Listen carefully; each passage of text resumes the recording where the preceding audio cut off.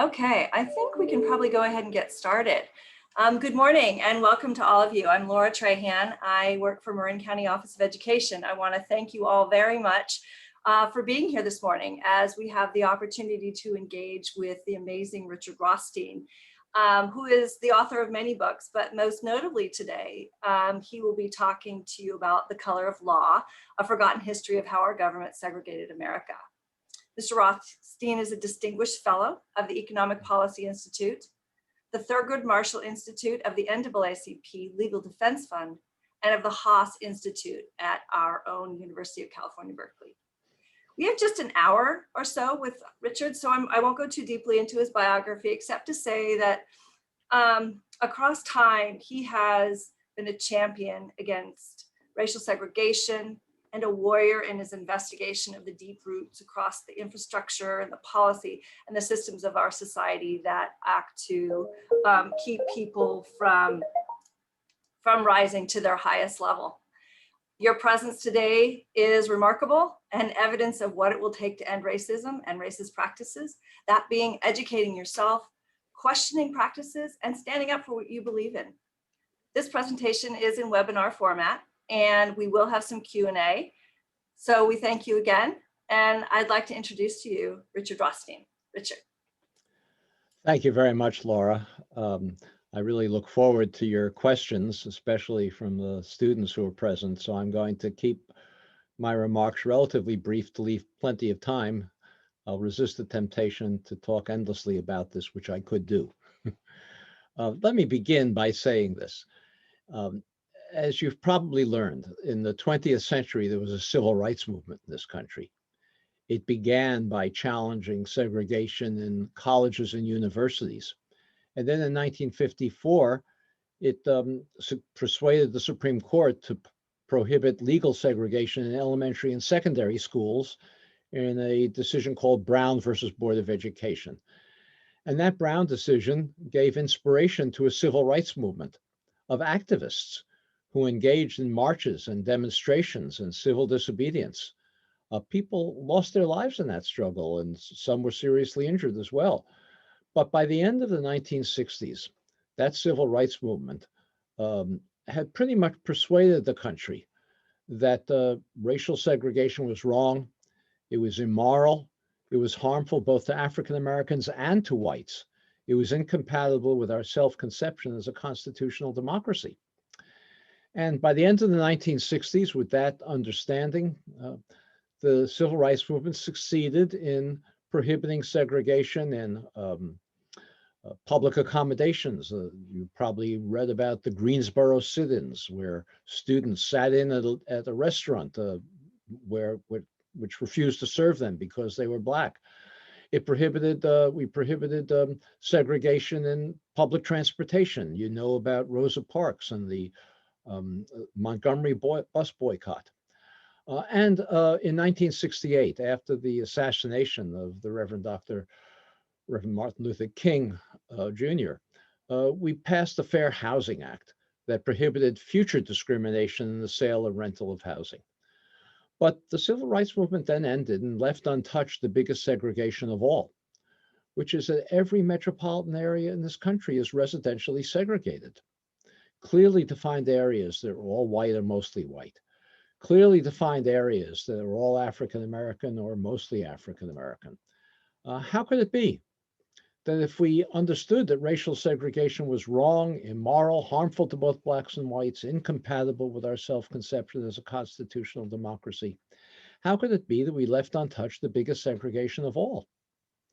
Well, partly it's because ending residential segregation is hard. If we pass an ordinance prohibiting segregation in restaurants, the next day anybody could go to any restaurant and sit anywhere in that restaurant that was available. But if we pass the law prohibiting segregation in neighborhoods, the next day things wouldn't look much different.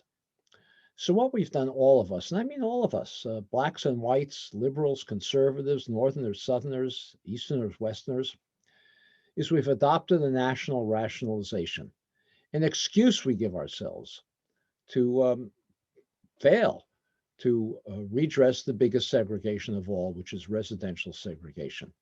The excuse goes something like this. We tell ourselves that the segregation that was created in colleges and universities and schools and um, uh, public accommodations and transportation, that was all done by government. If the federal government was doing it, it was a violation of the Constitution, a Fifth Amendment violation. And as American citizens, we have an obligation to remedy that violation. If state and local governments were doing it, it was a violation of the 14th Amendment, and we have an obligation to remedy it. But residential segregation, we tell ourselves, that wasn't done by government. That wasn't done by law, by regulation, by ordinance. That was done, happened by accident. But just happened naturally. It was happened because bigoted white homeowners or landlords wouldn't sell or rent to African Americans in white neighborhoods. Or maybe businesses in the private economy, like banks and realtors and developers and insurance companies, discriminated in how they carried out their purely private sector activities. Government wasn't responsible for what they were doing. Or maybe it's because we tell ourselves we just like to live with each other, the same race. We choose segregated neighborhoods because we're more comfortable that way. Or maybe we tell ourselves it's all the result of income differences. African Americans, on average, have lower incomes than whites, and so many of them can't afford to move to predominantly white neighborhoods. All of these individual, bigoted, but private sector, self-choice, economic issues is what created residential segregation. And if it happened by accident, we tell ourselves it can only unhappen by accident. Well, I spent many years, as Ms. Tran began by telling you, studying education policy. I was an education policy writer. I didn't know much about this topic, but I understood that the dominant education policy that we were following in this country made no sense in the 1990s and 2000s. And I wrote many articles about this. At the time, we said there was an achievement gap between Black and white students. On average, Black students have a lower average achievement than white students. But we said the reason that this achievement gap existed was because teachers of Black students didn't try very hard to teach them. And if we could force teachers to try harder, the achievement gap would disappear. I thought this was a ludicrous theory, but we enacted it into law. In 2000, we passed the No Child Left Behind law that was broadly supported by both Democrats and Republicans. It required schools to test children every year, and schools were held accountable for those test scores. And the law predicted that if we did this, in 7 years, the achievement gap would disappear. Well, it's 20 years on now, and the achievement gap is still with us in just as strong a form as it was in 2000, because of course, there are some teachers who are bigoted and have low expectations of children and don't try very hard to teach Black children, but that's not the main reason we have an achievement gap in schools. The main reason we have an achievement gap in schools is because so many low-income African-American children come to school with the kinds of social and economic disadvantages that impede their ability to take advantage with even the best schools and the highest expectations offer them. So, for example, I remember writing one column at the time about asthma. Well, as you may know, African-American children in low-income neighborhoods have asthma at 4 times the rate of middle-class children. 4 times the rate. It's an enormous difference. And they have asthma because they live in more polluted neighborhoods, more trucks driving through, more dilapidated buildings, more vermin in the environment. And if a child has asthma, that child is more likely than a child without. It's not true in every case, but more likely to be up at night wheezing and then coming to school drowsy the next day. And if you have 2 groups of children who are identical in every respect, the same racial composition of each group, same family structure, same social and economic background, but one group has a higher rate of asthma, that group is going to have lower average achievement simply because it's drowsier in school than the group that does not have asthma. Well, this makes a tiny difference, but then you begin to think of all of the other social and economic challenges that children from low-income African-American neighborhoods come from. Asthma, lead poisoning has a measurable impact on IQ, homelessness, economic disadvantage. You add them all up and they pretty much explain the achievement gap. Well, it's one thing if a child has asthma or lead poisoning or homelessness or economic insecurity, but it's something else entirely if you have a school where every child has one or more of these challenges.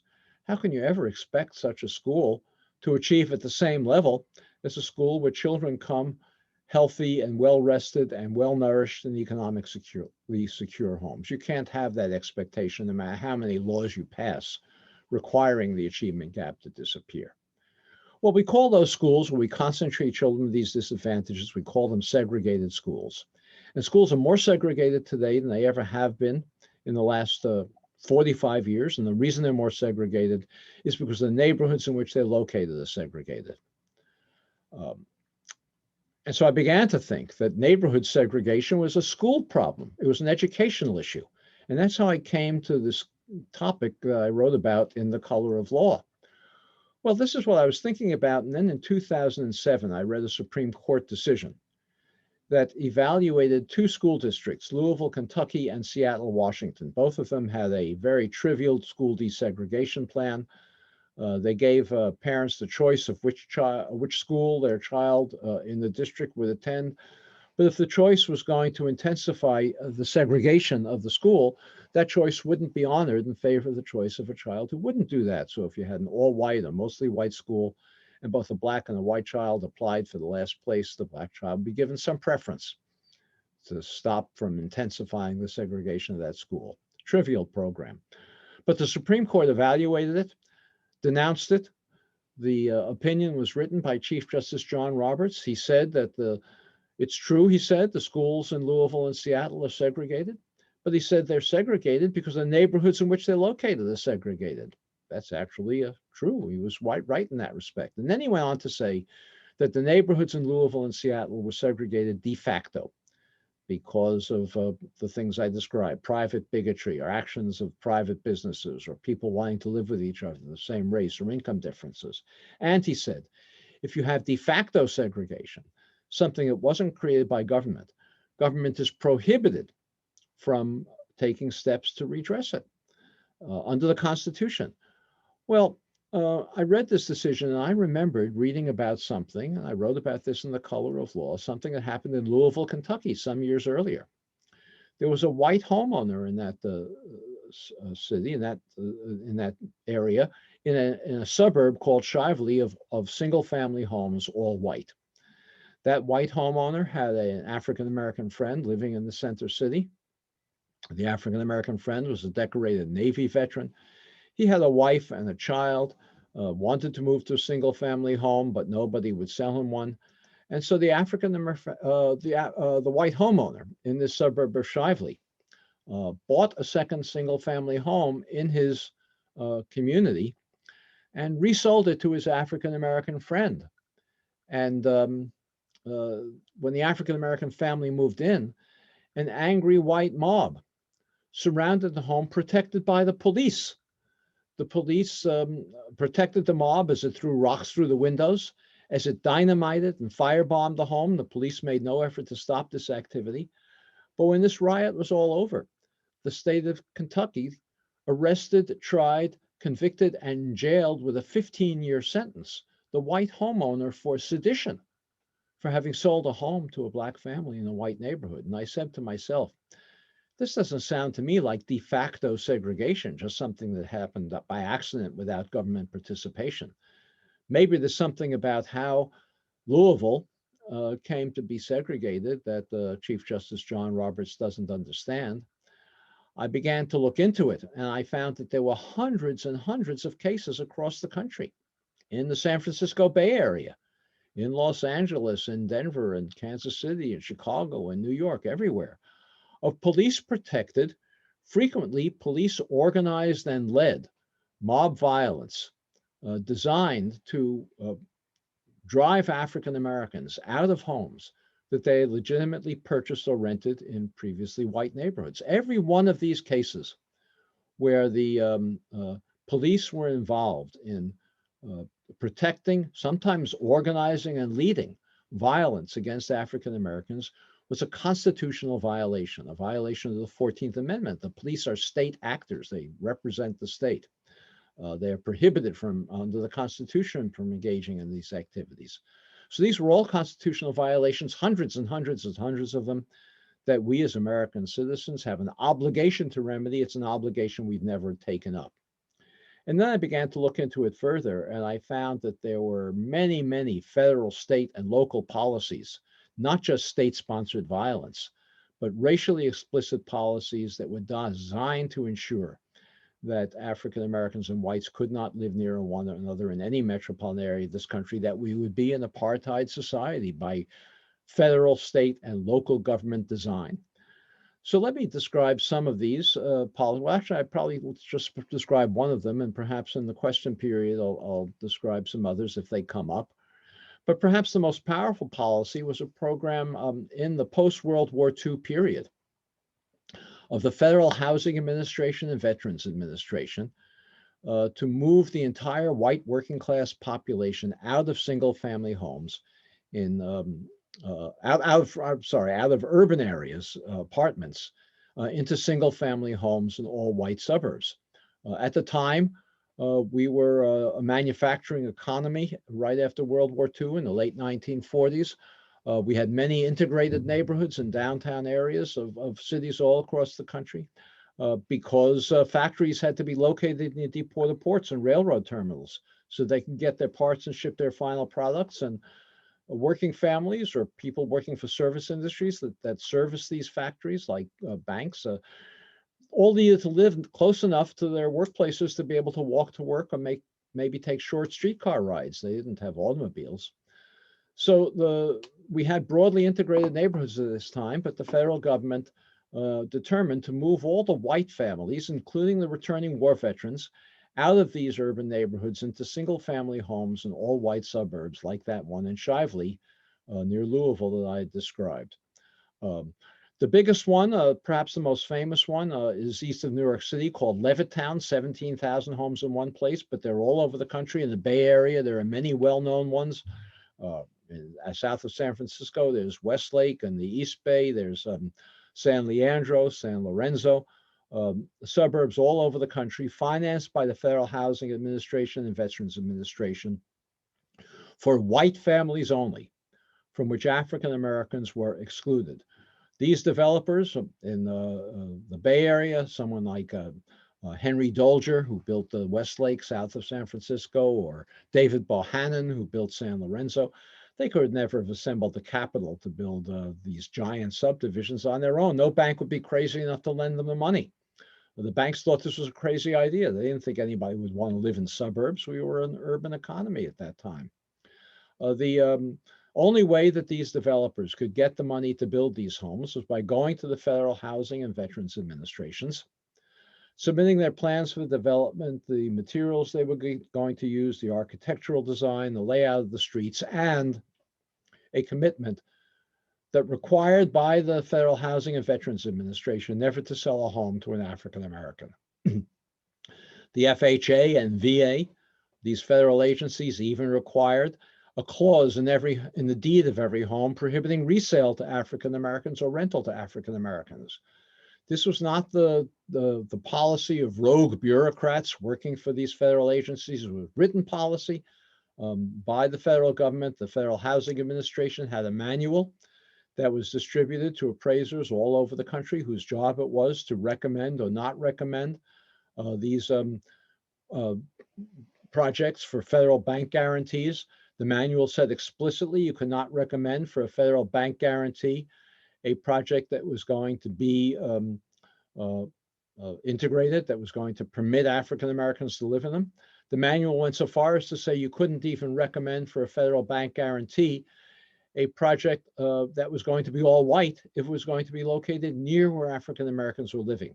Because in the words of the manual, and I'm quoting, that project would run the risk of infiltration by inharmonious racial groups. That's what the federal policy manual said. This notion of de facto segregation is utter nonsense. We are segregated by explicit design of the federal government along with state and local governments.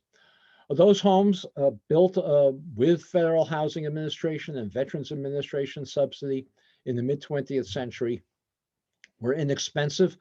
They sold at the time for $8,000 or $9,000 a piece. In today's money, that's $100,000.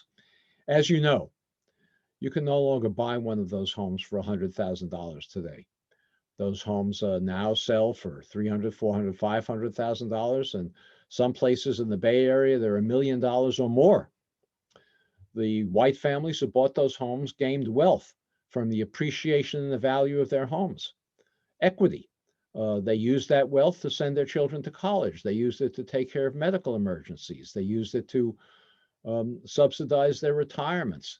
And they used it to bequeath wealth to their children and grandchildren, who then had down payments for their own homes. African Americans were prohibited from participating in this wealth generating program.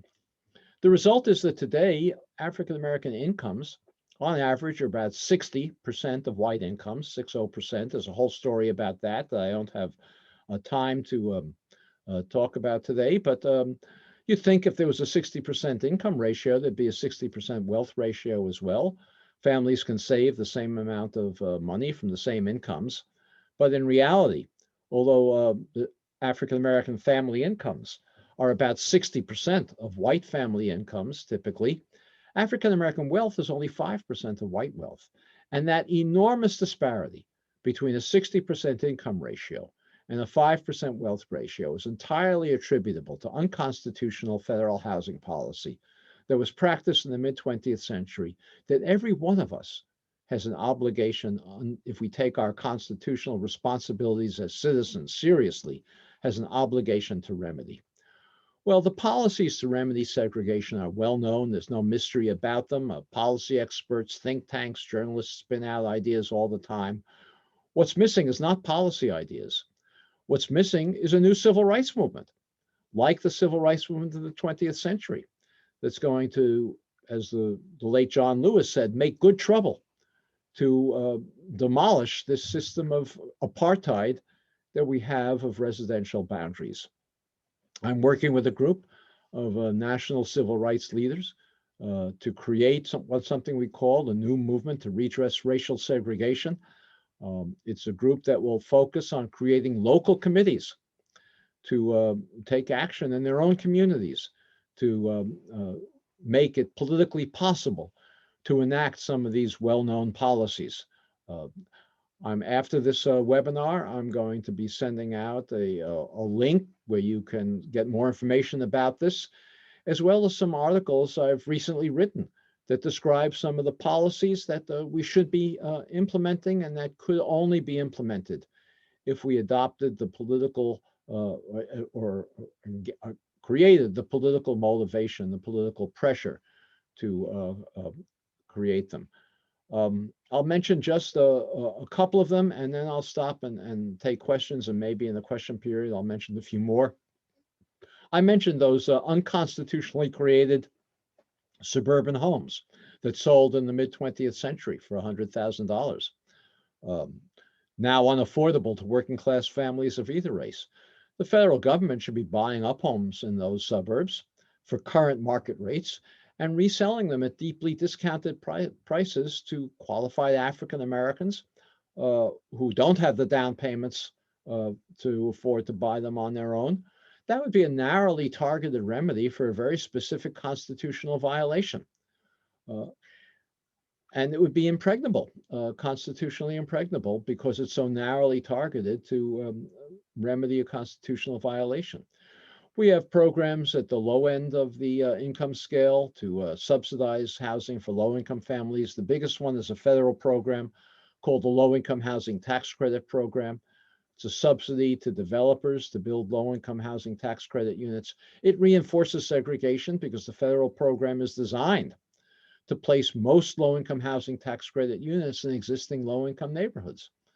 I'm not suggesting we shouldn't build better housing in those neighborhoods. Of course we should, but we should also be placing a much higher proportion of housing for low-income families in higher opportunity neighborhoods where they have access to schools that aren't overwhelmed by the social and economic disadvantages of their students, and grocery stores that sell fresh food, and jobs in the formal economy and transportation to get to those. We don't place more of them in higher opportunity communities because there's no political support for doing so. So I'm hopeful that many of you, as you graduate from high school and become adults, will become participants in a citizen movement to redress segregation. I will send some information to you after this webinar about the kinds of activities that such citizen groups could undertake. With that, I want to stop and leave as much time as possible for your questions, and I look forward to engaging in the discussion with you. Thank you. Well, thank you so much. Okay, we do have a few questions. Great. I'm going to leave my video off so we can see just you. In addition to segregation between neighborhoods, we have segregation due to tracking in schools. What actions do you recommend individuals to take to remedy de facto segregation in their communities? Well, do you mean the segregation in schools? To remedy desegregation in schools? The question started out about desegregation in schools and then asked about desegregation in communities. Yeah. But okay, my view is that there are many things we can do to try to create more integrated schools. We can adjust attendance boundaries. We can create voluntary busing programs. There are some good ones around the country. We can have magnet schools that make a more conscious effort to desegregate. But fundamentally, we can't desegregate schools unless we desegregate neighborhoods. And we will have less tracking if we have more desegregated neighborhoods in which people grow up together of various income levels. What typically happens is that the only children who are a minority in predominantly white schools tend to be lower income children because we don't have a full range of housing opportunities for people of various income classes in those communities. Of course, there are many programs that are well known actually to challenge tracking in schools directly. There are, in some cases, we need a better preparation. We need summer programs to prepare children to perform better in schools. But fundamentally, as long as we have segregated neighborhoods in which people's disadvantage reinforces each other, we're going to have unequal schools, both internally and segregated overall. There's a question here about elaborating on the attendance policies and busing options that you just mentioned. Well, there are Boston and Hartford, for example, have voluntary busing programs in which schools in suburban communities make places available for children in urban neighborhoods who choose to be bused. The research that evaluates those programs show that the African American children who are bused to these, and on a voluntary basis, to these suburban schools have life outcomes that are far superior to comparable children in their neighborhoods who continue to attend segregated schools, where, as I say, the social and economic problems overwhelm the schools. It's not just a few children who need special attention, but the social and economic problems overwhelm the schools because so many of them have them. There are a couple of books. I'll make a note to send them to you, a link to them or notes to them that evaluate these programs. I'm just making a note to do that. Absolutely, thank you. And that will give you an illustration of how those programs work. Okay, excellent. Okay, the next question. Thank you for this critical perspective. What are the implications for educators to disrupt this false national and local narrative around residential segregation?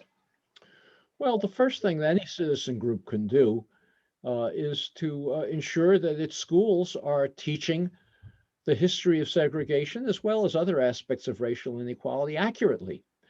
If you've read my book, The Color of Law, you know that, and of course this was written 5 to 7 years ago, but at that time I examined the textbooks that are commonly used in American history classes all over the country, and found that all of them lie about the history of how segregation was created. They propagate the de facto myth.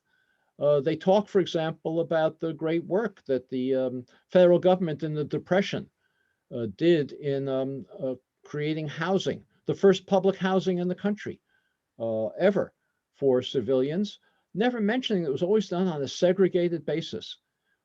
Many of you, maybe you've read something by the great African-American poet, novelist, playwright, Langston Hughes, who describes in his autobiography, it's called The Big C, if you haven't read that one, describes how he grew up in an integrated downtown Cleveland neighborhood for the reasons I described before, a manufacturing economy. He said high school, his best friend was Polish. He said he dated a Jewish girl in high school. It was an integrated neighborhood in an integrated, with an integrated school.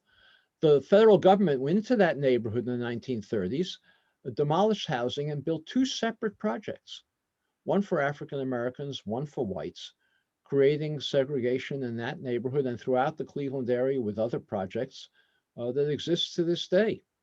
Well, we need to know this history, and I will send you, following this webinar, I will send you a link, some links to curricular materials that can be used by schools to teach this history accurately. But schools won't adopt these curricular materials without a support from the community, and that's your job, is to create that support. Absolutely. What segregation laws still exist? Well, there are no segregation laws that still exist, but once you create a pattern of segregation, you can have race-neutral laws that reinforce it because you're building upon a pattern of existing segregation. So, for example, one of the things I wrote about recently, and I will send you this article as well, is about the fact that throughout the country, African-American homeowners pay property taxes at a much higher rate than white homeowners do. It's not a racially explicit program, but the reason is in the article I'm going to send you, I'm going to describe a city that took a long time between its reassessments of properties. And then the period between the time the properties were last reassessed and the more recent reassessment, property values in white neighborhoods rose at a much higher rate than property values in black neighborhoods. That meant that the assessed values in black neighborhoods were much closer to the market rate of the houses than property values in white neighborhoods. So white neighborhood properties were being taxed at a rate that was far below their market values. Black neighborhoods were being taxed at a rate close to their market values. The result is that black families were paying much higher property taxes than they should have been paying. White families paying much less property taxes than they should have paid. Homeowners were being foreclosed because they couldn't afford their property taxes in black neighborhoods because they were so high. But this wasn't a racially explicit program.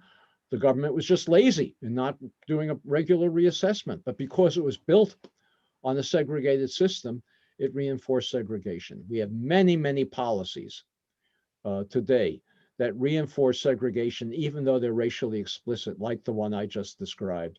And we need intentional policies to redress segregation. We can't expect it to happen just naturally with race-neutral policies.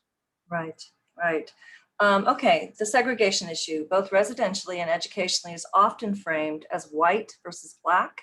Can you speak to those inequities with respect to other races, particularly for Latino people? Okay. Well, there was certainly, especially in California, where you live, and in Colorado and Texas in particular, where there was state-sponsored 14th Amendment violation, discrimination against Latinos, as well as the discrimination described in my book about African Americans. But it was a different kind. It was less intense. My book describes particularly the segregation against of African Americans, At the time that the policies in the mid-20th century that were being implemented that I described, there were very few Latinos living anywhere outside the Western states, California, Texas in particular, and Colorado. The federal government was aiming at segregation policies of African Americans. Many Latinos live in lower income neighborhoods of concentrated disadvantage, not because of historic policies of segregation, but because first generation immigrants, second generation immigrants have traditionally in this country lived in lower income neighborhoods where they had access to lower income jobs, networks to get those jobs, um, where their language was spoken commonly, where ethnic foods were available. Uh, they're not, some were in those neighborhoods, some who'd lived in this country for generations because of policies of segregation. But most recent immigrants are living in those neighborhoods for the reasons I just described, the same way that other immigrant groups previously lived in those neighborhoods. So these are similar problems, but their origins are quite different. If we enacted policies to redress segregation, both Latinos and African Americans would benefit from them. For example, if we required more of those low-income housing tax credit units to be placed in higher opportunity neighborhoods, many more Latinos would have opportunities to live in better neighborhoods, even if the origin of those non-segregation policies was to remedy unconstitutional violations permitted against African Americans. So it's a complicated story. The histories of Latinos and African Americans overlap, but they're quite different, and they need different remedies. So this next question sort of goes along with that. Most of Marin is zoned for single residence occupancy, which is a large stumbling block for building affordable housing. Any ideas for navigating that? Yes, without those kinds of ordinances, that's a typical example of an ordinance that on its face is racially neutral, but that reinforces segregation. Single family zoning reinforces segregation because you can't build not just low income housing, you can't build middle income housing, townhouses, garden apartments, condominiums, Right. duplexes, triplexes. So we need to abolish single family zoning in order to create the opportunity for non-segregation.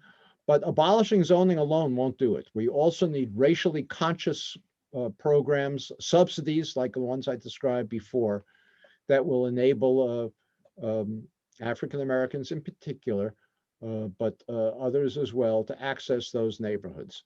In a place like the Bay Area of California, which is a hot housing market, permitting duplexes and triplexes in a single family zoned neighborhood is not going to create much desegregation because the demand for housing, even for white professionals, is so great that they will gobble up those units.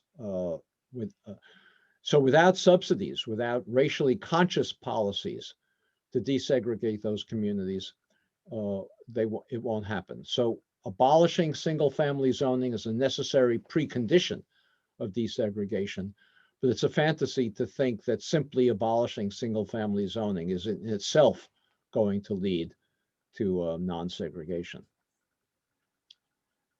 Okay, good morning. How can people, especially young people, get involved in desegregation actions within their schools? Well, I really don't have an answer within with the addition of within their schools, but you know, the civil rights movement of the 1960s was heavily comprised of young people, not just high school students, but college students, young adults. And I am hopeful that as high school students, you will become involved in civil rights activity in your communities. Maybe you'll have a chapter of a civil rights group in your school that will participate in community activities, but the primary action for desegregation has to come in communities, not in schools. And high school students, I hope, will be an important component of a new civil rights movement. I'm very hopeful that will happen, but It hasn't happened yet. Let me just say, we're having a more accurate and passionate discussion about race in this country than we ever have had before in American history. We had 20 million Americans, and many of them are high school students, participating in Black Lives Matter demonstrations last summer and fall. Again, I'll send you an article I wrote about a high school student who led one of those community demonstrations in California.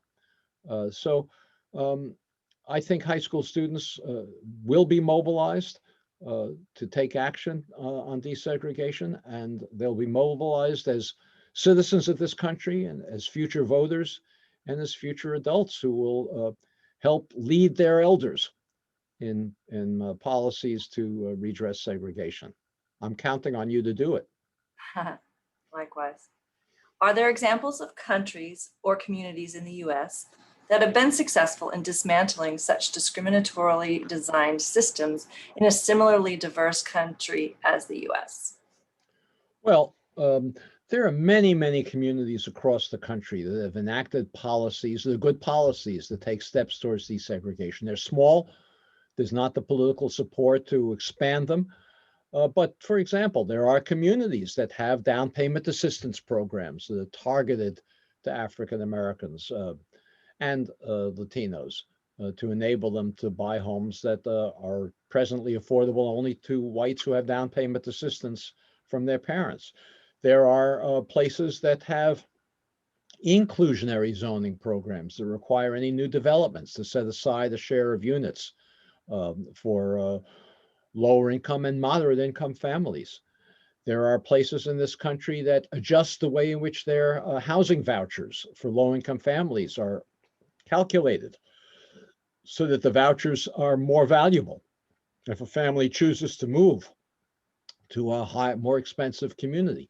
So there are many, many examples of policies that, and of course, let me just say in reference to the last question, there are communities that have abolished exclusionary zoning ordinances. Mhm. So there are many examples of communities that have enacted policies to redress segregation, but they're small, they're not widespread enough, and they need much more political support that only you can provide.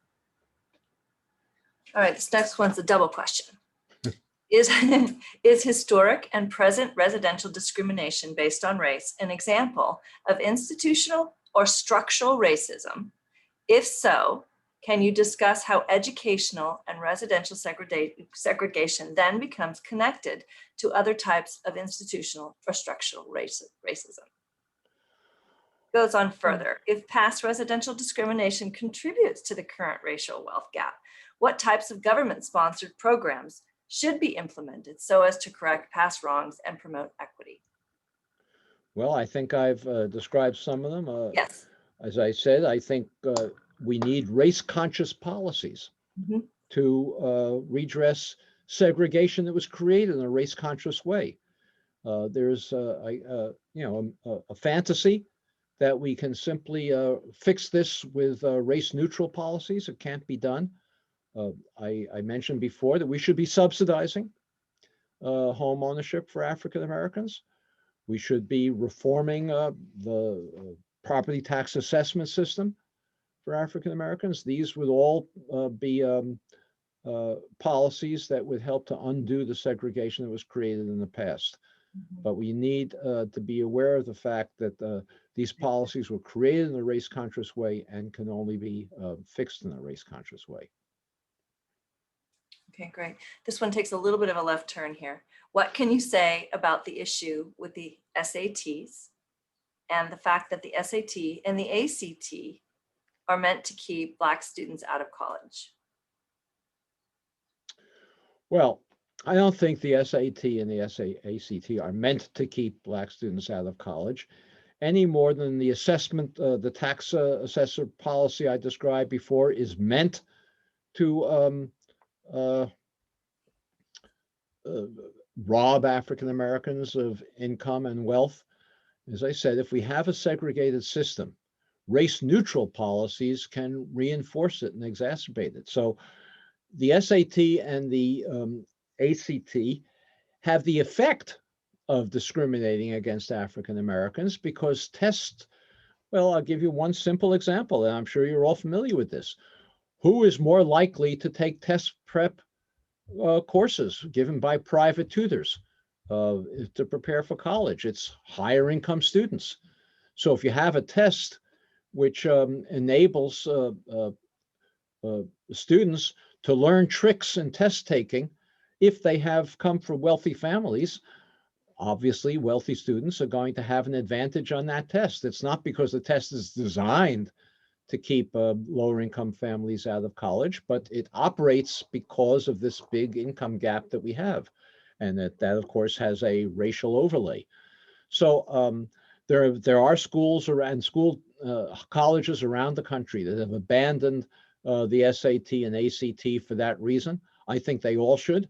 I don't think that the ACT and SAT are good measures of and research has shown that they're not good measures of a child's success in college and in life afterwards. And there are many examples of that. A lot of research shows that. But I think it's a mistake to think that these tests are designed to keep Black students out of college, but they function that way Right. because they're building on a segregated and unequal system. Richard, why do they keep them? Why do they keep those tests? Yes. They're cheap.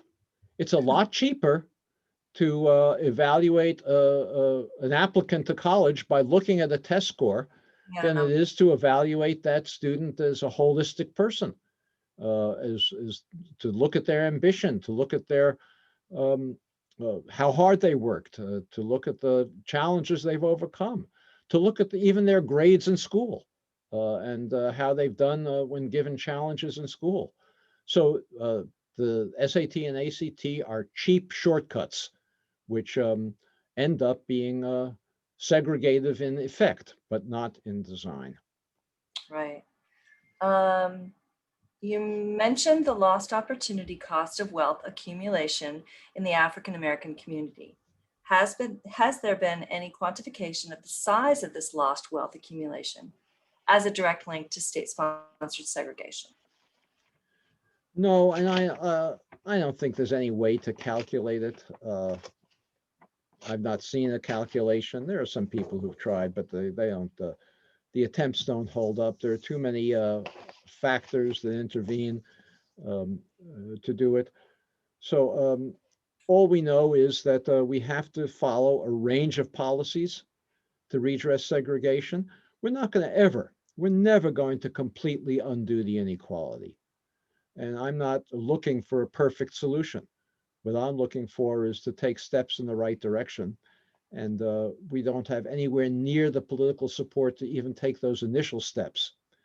So I don't think it's a useful exercise to try to quantify the effect of particular policies. We know there's enormous inequality. For example, as I said earlier, while the income gap is 60%, the wealth gap is 5%. I'd like to see that wealth gap narrow. I'd like to see the income gap narrow, and our success should be measured by how much by our ability to narrow it fairly rapidly. But to aim for perfect equality, I think is it's misleading because we're not going to get there easily or quickly, or maybe not at all. But we come a lot closer if we work at it. Another question. It sounds like most of the strategies to mitigate segregation use income as proxy for race due to anti-discrimination laws. Do you think we need to discriminate by race in the other direction in order to more directly level the playing field? Well, yes, as I've said many times to you this morning, we need race-conscious policies Mhm.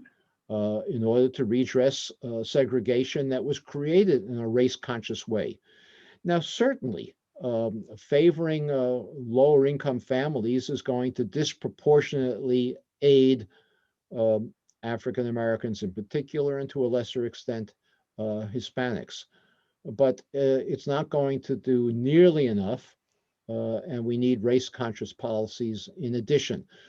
Racial inequality and income inequality overlap, but they're not the same thing.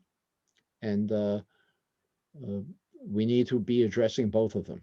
and we need to be addressing both of them explicitly.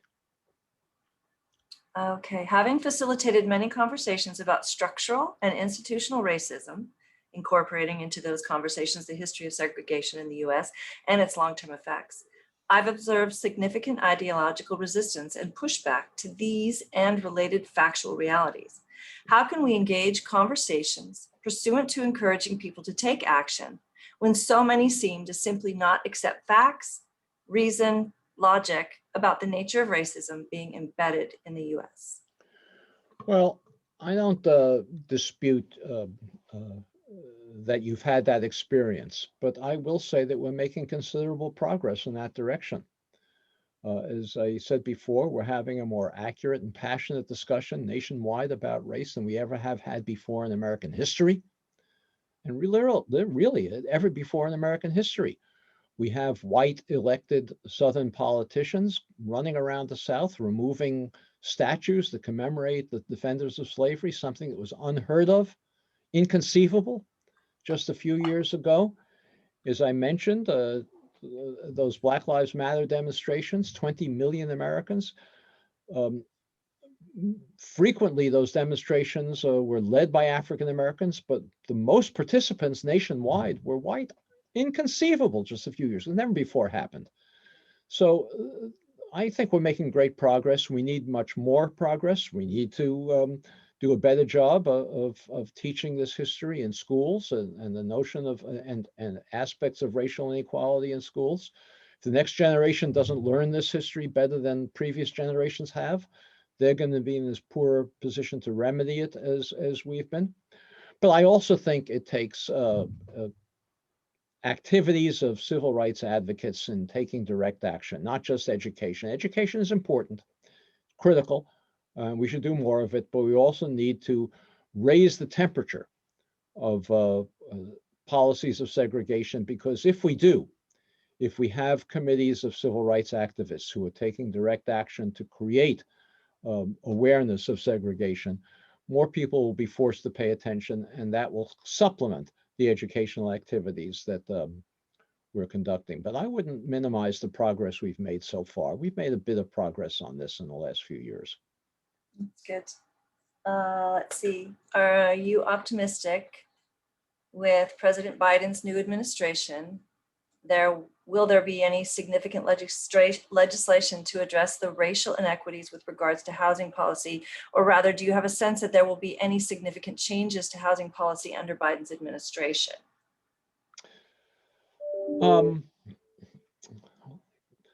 No, I don't really expect much. I think it's too soon. I think we need a mobilization of citizen activists to create the political environment where the kinds of policies that are necessary can be implemented. I'm sure that the Biden administration is better intended than previous administrations. There are lots of things it would like to do, but for which it's has no political support to do. So I'm looking. I have a longer range expectation of how we can make this progress. The next step we need is to begin to create activity, civil rights activity, not just advocacy, but civil rights activity, and create the environment in which an administration can get away with policies of desegregation, rather than simply expecting it to come from the administration alone without immobilized citizenry demanding it. Okay, two more questions. How can administrators, do you have an opinion on how administrators or how districts can attract more people of color to teach in Marin or in schools in general?